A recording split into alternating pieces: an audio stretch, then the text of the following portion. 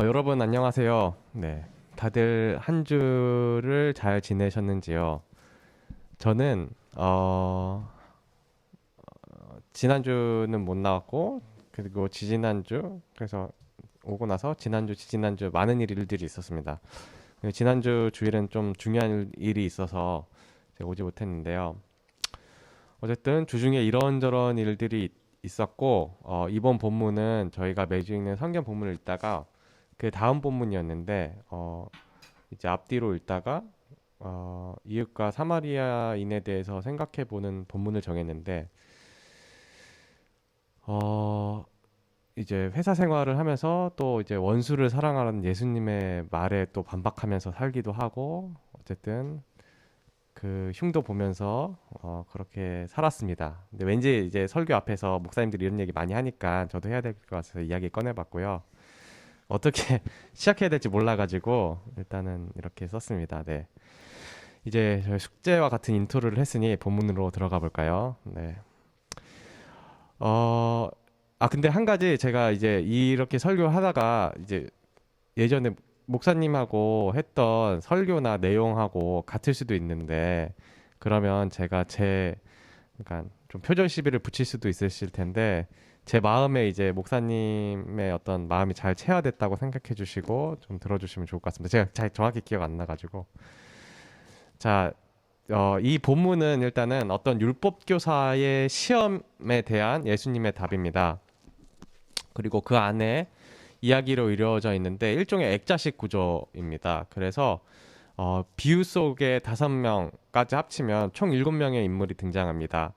이들은 이들을 한 명씩 그러니까 이 본문을 보면서 이들을 한 명씩 생각하다 보니까 어, 좀 저는 재밌었고 그래서 이들의 상황과 또 생각과 또 마음을 제 스스로 좀 상상해 보았습니다. 그래서 이들의 마음을 상상해 보면서 들었던 생각들을 여러분들과 함께 나눠 볼까 합니다. 성경을 이렇게 읽어도 되는지 잘 모르겠는데 일단은 저는 이제 읽으면서 그런 생각이 들어서 이것도 재밌다라고 생각해서 한번 나눠볼까 합니다. 먼저 예수님과 율법교사가 나옵니다. 예수님하고 율법교사는 서로 속내를 드러내지 않고 지금 서로의 내공을 겨루고 있다고 저는 생각했는데요. 율법교사는 좀 속셈이 뻔히 드러나는 질문으로 예수님을 공경에 빠뜨리려고 합니다. 율법교사는 영생을 얻기 위해 무엇을 해야 하는지 묻습니다.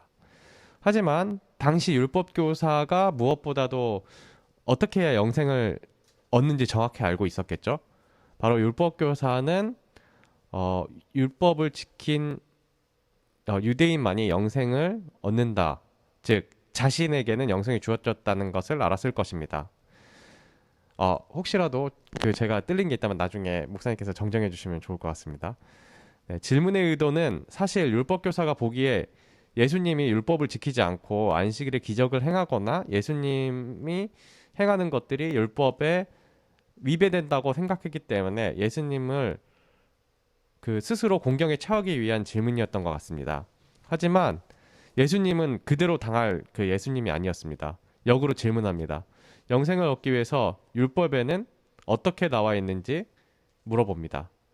율법학자는 답을 할 수밖에 없었을 것입니다. 율법을 제일 안다고 했던 사람이 율법학자니까요.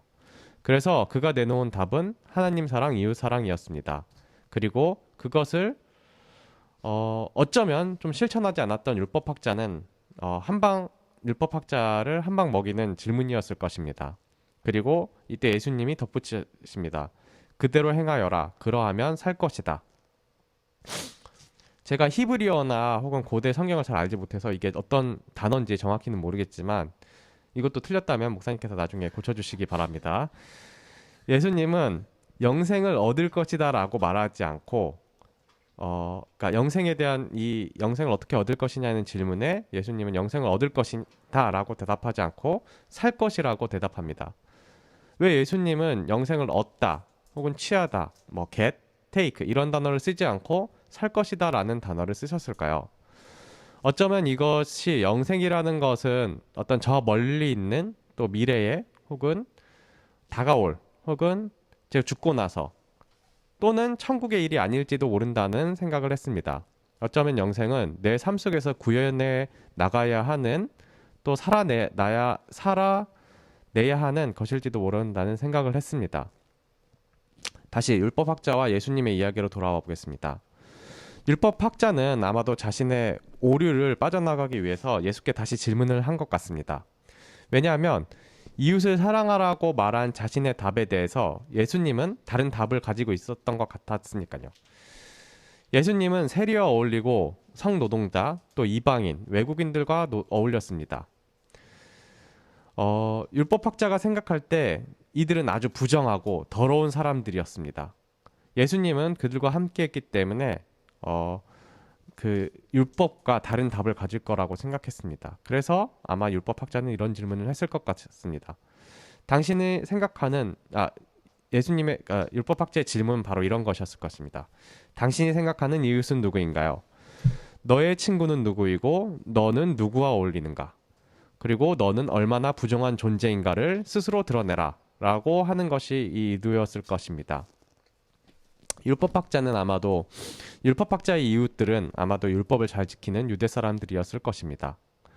하지만 예수님은 여기서 또 다른 비유로 답을 합니다. 그런데 제가 이런 걸 읽다 보면은 예수님의 화법이 당시 율법학자나 제사장들을 엄청나게 화나게 할 것 같긴 했습니다.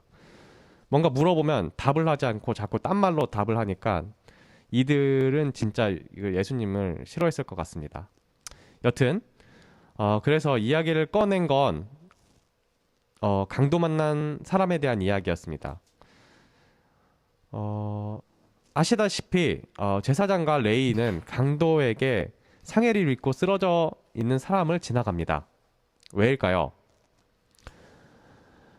제 생각에는 이들이 이 상해를 입고 쓰러져 있는 사람을 지나간 것은 율법에 부정한 것을 접촉하지 말라고 되어 있기 때문이었을 것입니다. 저는 약간 이상한 강박 같은 것이 있는데 뭐 강박이라고 하기까지는 좀 그럴 수도 있지만 일종의 찝찝함을 좀 덜어내는 행위 같은 것이 있습니다. 예를 들면은 제가 핸드폰으로 무슨 게임을 한다고 치면은 예를 들면 그거를 뭐 게임을 하고 쉽게 넘어갈 수 있는 건데 무조건 제가 처음에 생각할 때 7번은 연속으로 성공해야 실제 성공이다 이런 생각을 하거나 무조건 첫 번째 성공해야 성공이다.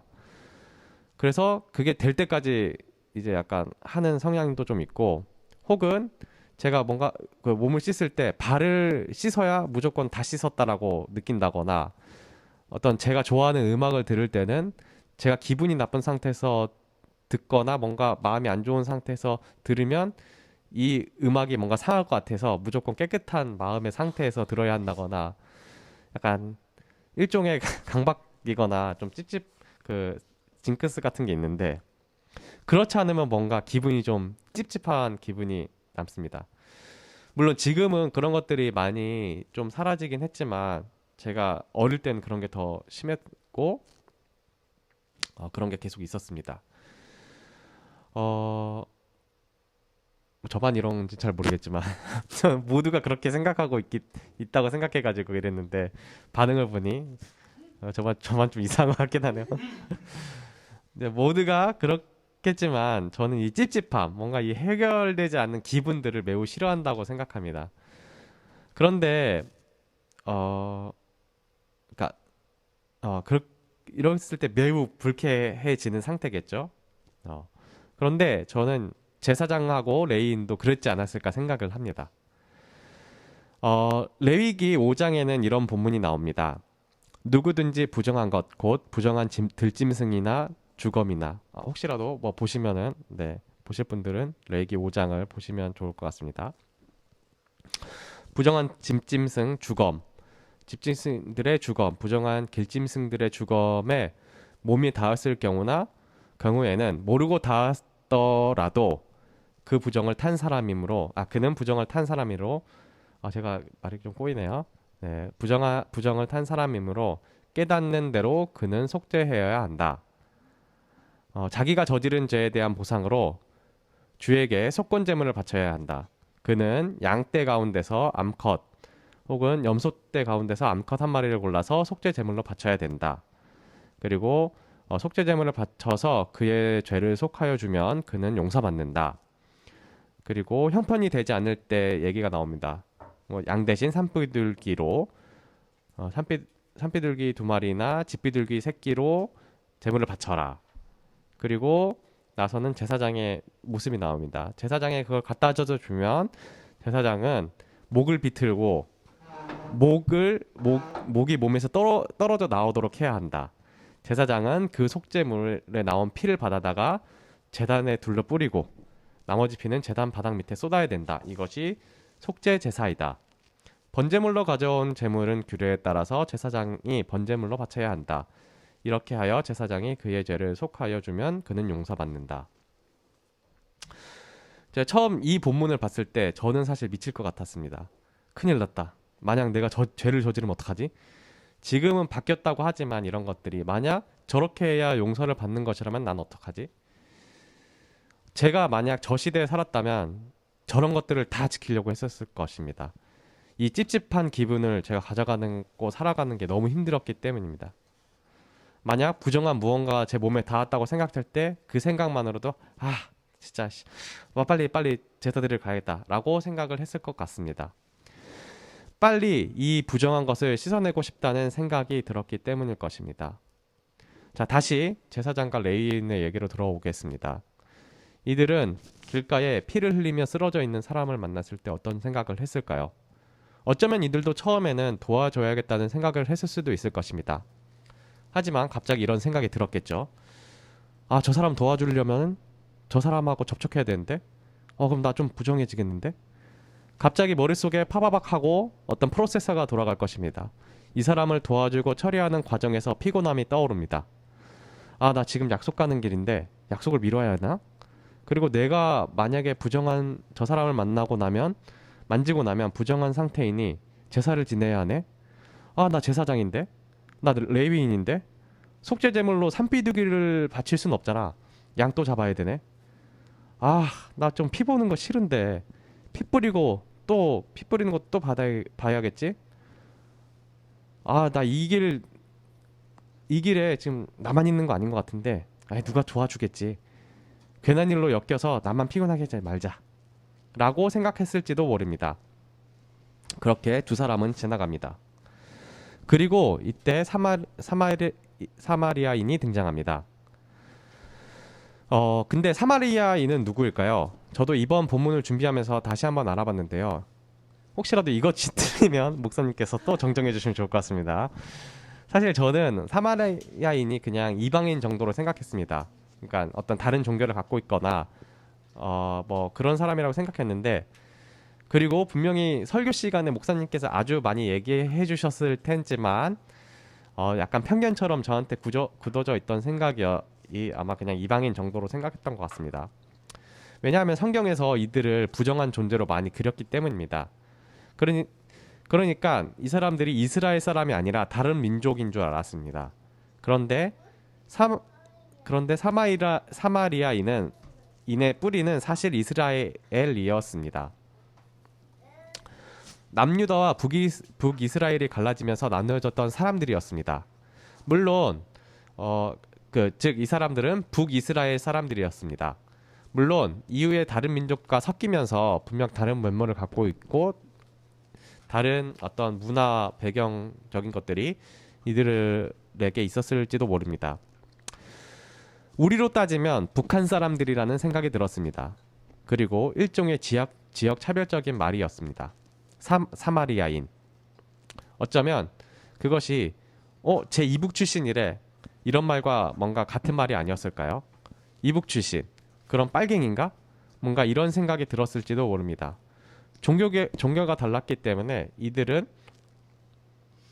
그들을 보면서 저 이슬람 교도인들이라는 것처럼 말하는 오해의 단어였을지도 모르겠습니다.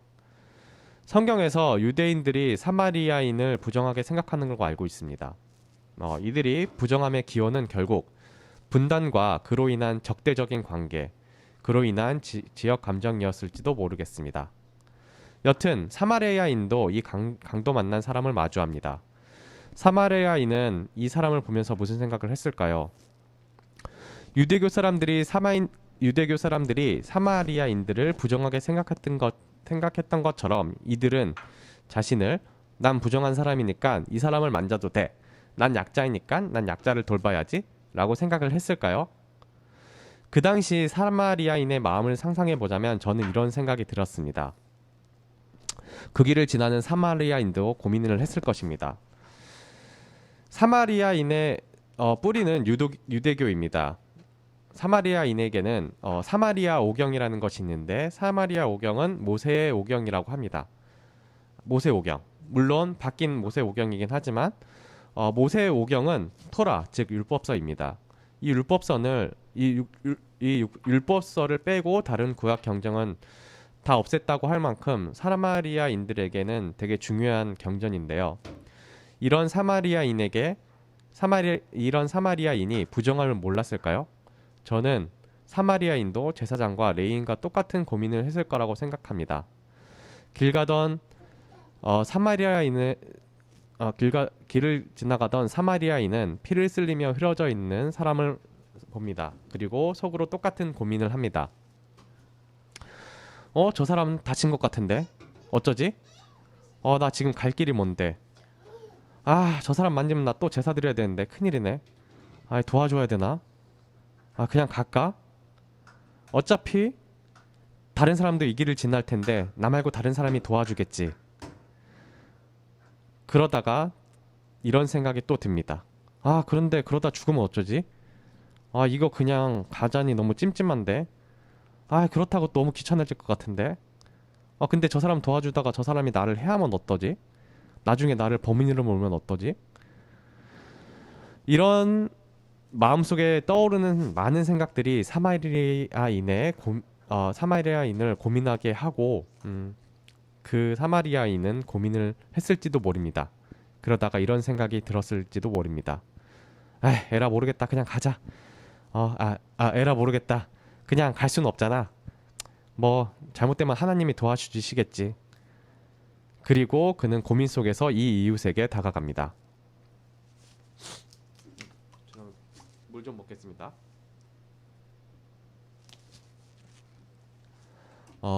그리고 그는 자기가 가지고 있던 것들로 응급처치를 합니다. 그리고 자신의 짐승에 그를 태워서 근처 여관으로 갑니다.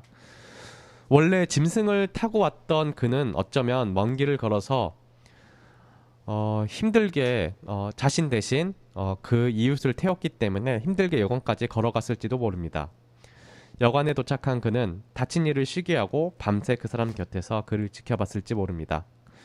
조금은 안전된 것 같아 다음날 사마리아인은 본인의 목적지로 다시 출발합니다. 그러면서 여관 주인에게 이야기합니다. 돈을 내가 줄 테니 이 사람을 돌봐주세요. 비용이 더 들면 제가 다시 와서 갚겠습니다. 근데 여기서 잠깐 여관 주인의 마음도 살펴보겠습니다. 저는 여관 주인도 대단하다고 생각합니다. 저 다친 사람이 어떤 사람인지도 모르고 이 사마리아인이 돌아올지도 모르는데 안 돌아올지도 모르는데 이 사람을 맡아주다니요. 어쩌면 이건 우리 모두가 가지고 있는 측은지심일지도 모릅니다. 맹자는 인간의 본성에 네 가지 마음이 나타난다고 합니다. 남의 불행을 함께 아파하는 측은지심, 부끄럽게 여기는 수호지심, 남에게 양보하는 마음인 사양지심, 선악의 시비를 판별하는 시비지심. 이 중에 측은지심이 다른 세 가지 마음의 근원이 된다고 하는데요.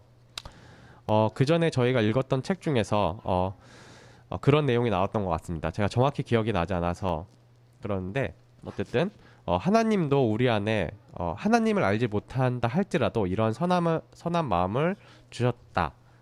이런 선한 마음을 모두에게 동일하게 주셨다라는 구절이 있었던 걸로 기억납니다. 그런 내용이 있었던 걸로 기억하는데요. 어쨌든 여관 주인은 이러한 측은지심으로 알겠다고 대답했을 것 같습니다. 다시 사마리아인의 상황으로 돌아가 보겠습니다. 부정한 일을 돌본 그는 원래 가던 목적지에서 좀 돌아가며 제사를 지내야 했을지도 모릅니다. 시간과 비용은 더 들었습니다. 목적지에 원래 도착 예정 시간보다 늦게 도착했을지도 모릅니다. 하지만 그의 마음 한켠에는 찝찝한 마음이 없는 평안함이 깃들었을 것입니다. 만약 그가 강도 만난 자를 보고 그냥 지나쳤으면 어떻을까요? 불현듯 그 사람은 괜찮으려나? 라는 생각이 들었을 것입니다. 혹시 죽었나? 죽었으면 어떡하지? 라는 생각. 또 나 때문에 그냥 죽었나? 이런 생각도 들었을 것입니다. 혹시 그 사람이 꿈에 나왔을지도 모릅니다. 놀라서 꿈을 깼겠죠? 누군가 도와줬겠지? 그래, 괜찮을 거야. 하면서 스스로를 위로하며 식은땀을 닦았을 것입니다. 하지만 그 찝찝함과 불안함은 늘 그 사람을 따라다녔을지 모릅니다. 그의 삶을 따라다니는 이 이상한 의심 같은 것이 그를 좀먹었을지도 모릅니다. 사마리아인이 강도를 만난 자를 마주했을 때 그는 생각도 않고 바로 그를 도왔을 수도 있고 아니면 제가 위에서 얘기했던 것처럼 고민했을 수도 있습니다. 만약 저라면 저는 후자였을 것 같습니다. 우리 주변의 이웃에 대해 어려움을 볼 때 우리도 이런 고민을 하고 때로는 제사장처럼 때로는 사마리안처럼 고민할지도 모릅니다.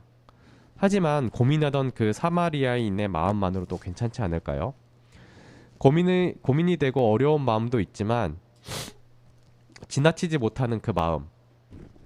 어쩌면 그것만으로도 충분하지 않을까요? 저는 어떤 선행이 있다면 그것은 선한 의도가 아니라 저의 어떤 선행이 있다면 저는 그것이 어떤 100% 선한 의도가 아니라 이런 찝찝한 마음 때문에 할 때가 있다고 생각합니다. 그냥 지나치게 뭔가 이 찝찝한 기분. 하지만 그 마음으로 어떤 일을 하고 나면 마음의 평안이 찾아옵니다. 물론 가장 좋은 건 자발적으로 진심에서 우러나서 좋은 마음으로 하는 게 제일 좋겠죠. 하지만 저와 같은 이런 마음으로 이웃을 돕는 것도 나쁘진 않을까 합니다. 그러고 나면 찾아오는 감정, 그래도 하길 잘했다 라는 생각이 들 때가 있습니다. 그러면 사실 그 다음은 더 쉬워집니다. 그 안에서 제가 고민했던 마음과 하고 난 마음 사이에서 일어났던 변화들이 있었으니까요. 일을 마치고 여관으로 돌아온 사마리아인은 정신을 차리고 상처가 나은 강도 만난 이를 다시 만났을지도 모릅니다. 강도 만난 이는 이 감사함을 어찌 전해질지 몰라서 이야기합니다. 하지만 사마리아인은 본인이 고민한 순간들, 선한 의도가 아니었던 것 같은 그 마음으로 괜히 미안해집니다. 한편으로는 다행이란 생각도 듭니다. 이기적인 마음에서요. 그때 그냥 지나쳤다면 나 너무 힘들었겠지? 다행히 마음의 짐 하나 덜었네. 하지만 그 결과는 한 사람의 생명을 살리는 일이었을지도 모르겠습니다. 이웃이 되어준다는 건 어쩌면 이런 것일지 모릅니다. 적극적으로 나서는 그런 나섬, 혹은 적극적인 도움이 아닌 망설여지지만 지나칠 수 없는 마음. 적극적으로 손을 내어주지 못하지만 머뭇거리며 따라와 주는 것. 그럴 때 서로가 느끼는 평안함. 그 따뜻함이 영생을 살아가게 하는 게 아닐까 생각합니다. 그 마음이 무형의 어떤 것으로 남아 영원히 사는 것은 아닐까 생각합니다. 그리고 그것이 사랑으로 남아 나의 삶에서 영원히 살아가는 영생이 되는 것이 아닌가 합니다.